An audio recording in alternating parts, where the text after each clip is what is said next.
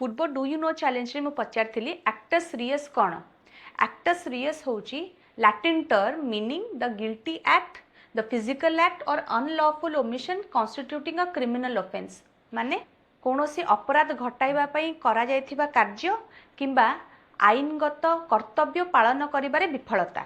Next हेउची adjournment the postponement और suspension of a court proceeding to a later date माने अदालतीय शुणाणी बा मामला को गोटे परवर्ती तारीख को स्थगित करबा हेउची एडजर्नमेंट। नेक्स्ट हेउची adjudication the legal process by which a court or competent authority hears and decides a dispute माने अदालत बा सक्षम कर्तृपक्ष द्वारा विवादर शुणाणी करी आईन अनुजाई निष्पत्ति नेबा।